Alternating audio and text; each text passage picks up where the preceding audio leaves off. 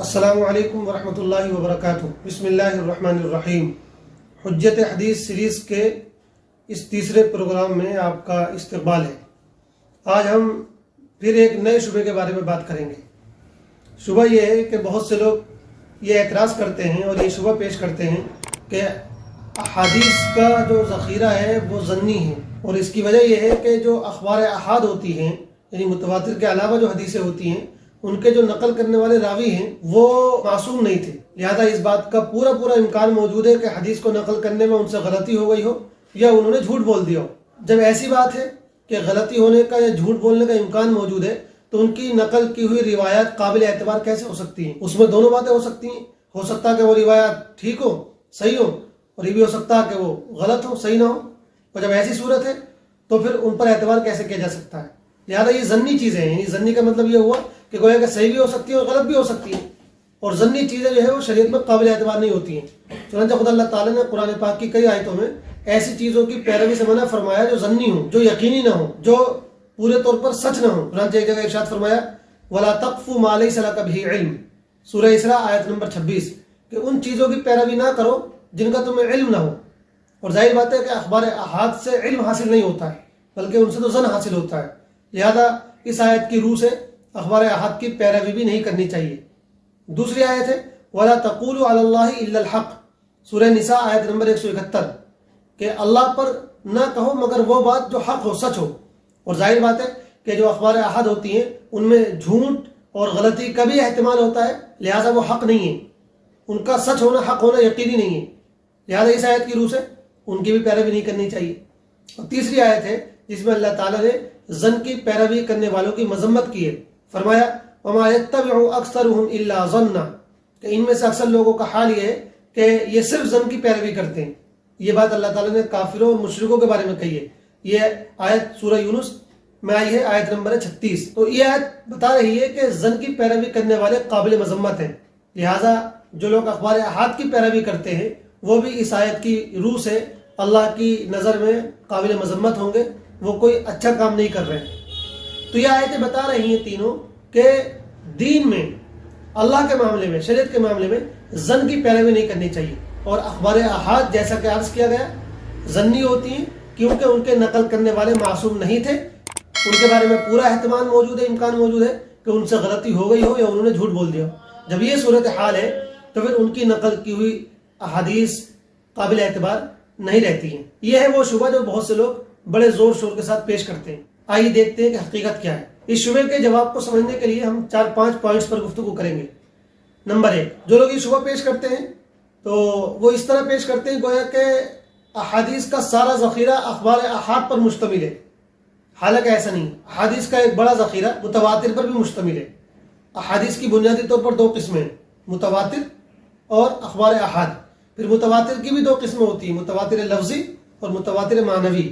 متواتر لفظی کا مطلب یہ ہوتا ہے وہ احادیث جن کے الفاظ تواتر کے ساتھ نقل کیے گئے ہوں،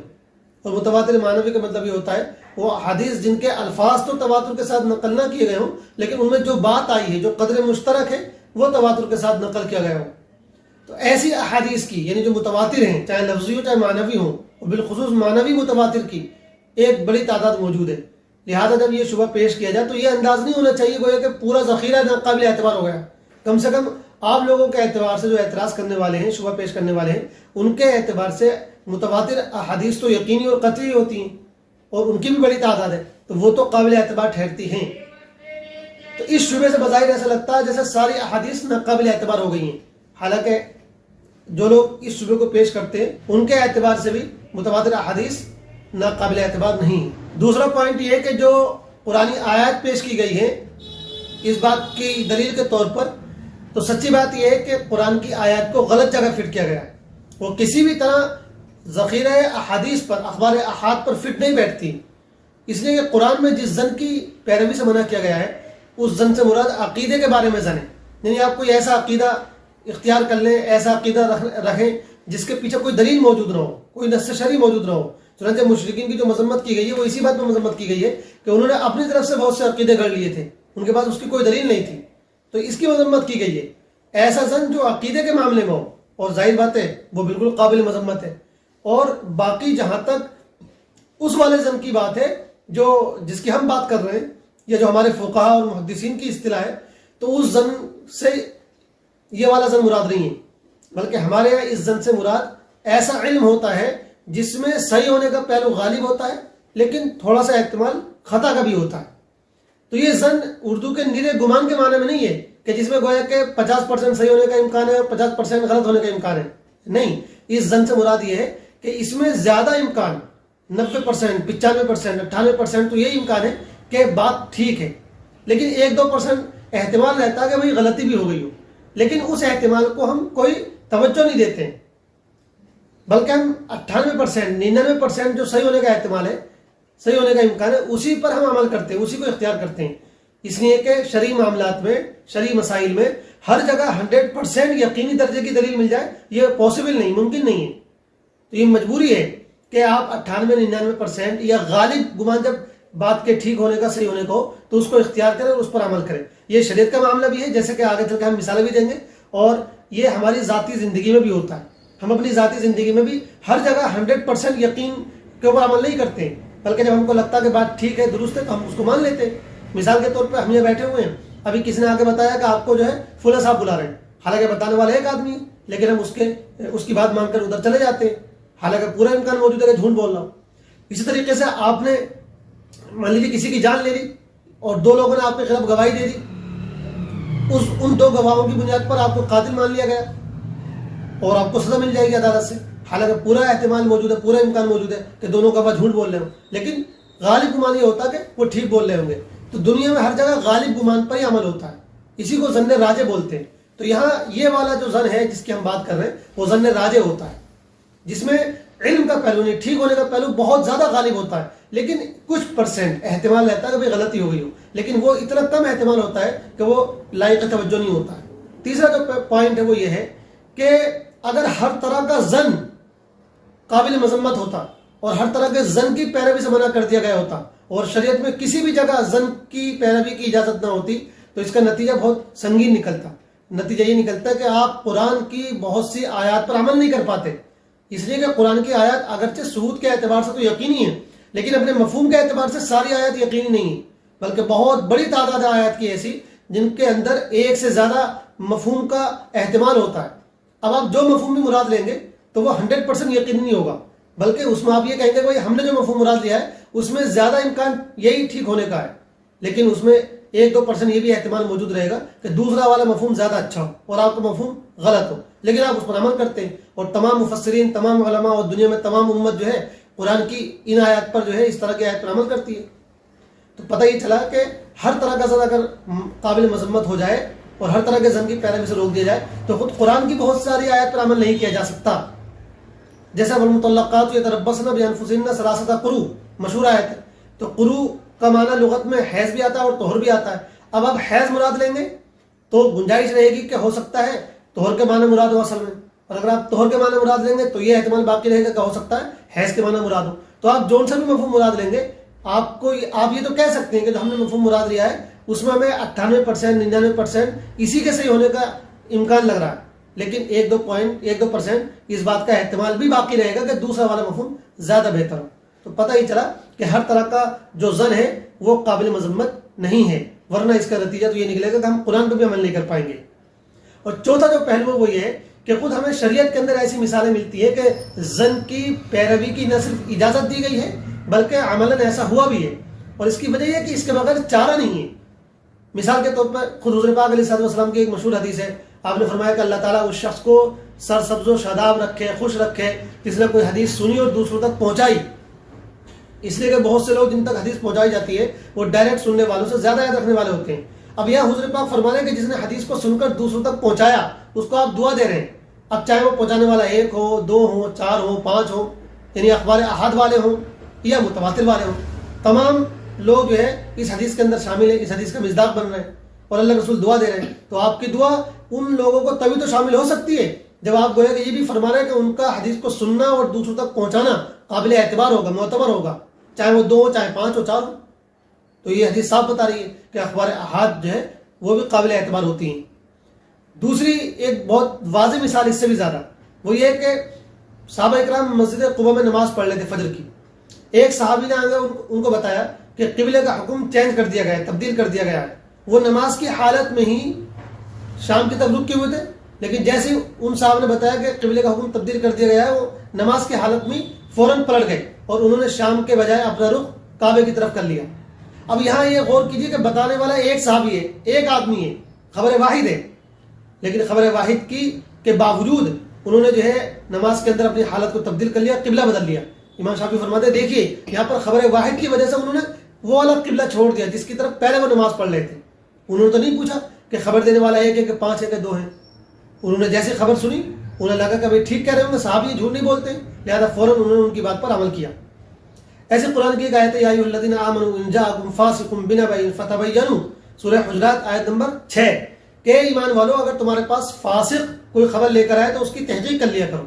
تو آیت بتا رہی ہے کہ اگر کوئی فاسق خبر لے کر آئے تو تحقیق کر لیا کرو. اس کا مطلب کیا ہوا؟ مطلب یہ ہوا کہ اگر خبر لانے والا فاسق نہیں ہے تو اس کی خبر قبول کرو.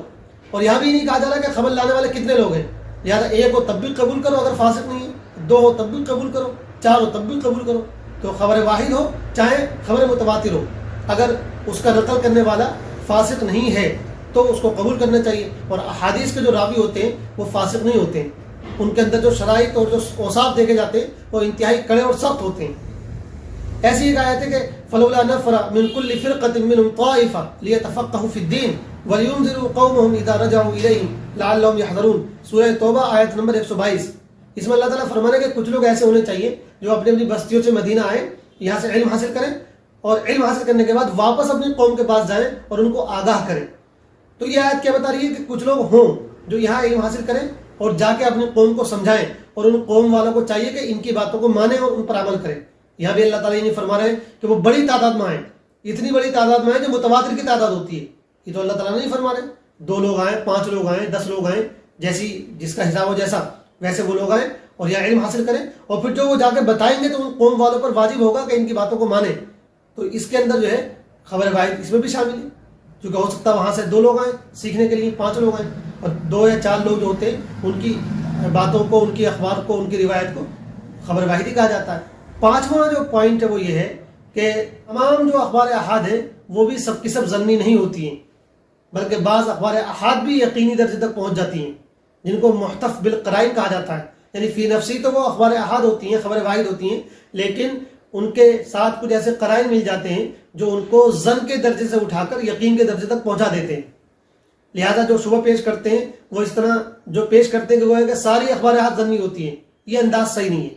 بلکہ جیسا کہ ہم نے عرض کیا کہ بعض اخبار احاد ایسی بھی ہوتی ہیں جو فی نفسی خبر واحد ہوتی ہیں، لیکن ان میں جو ظن کا پہلو ہے وہ ختم ہو جاتا ہے، یقین کا پہلو ان کے اندر پیدا ہو جاتا ہے. اس کی کئی صورتیں ہوتی ہیں. مثال کے طور پر کوئی ایسی حدیث ہے جس پر امت کے تمام علماء نے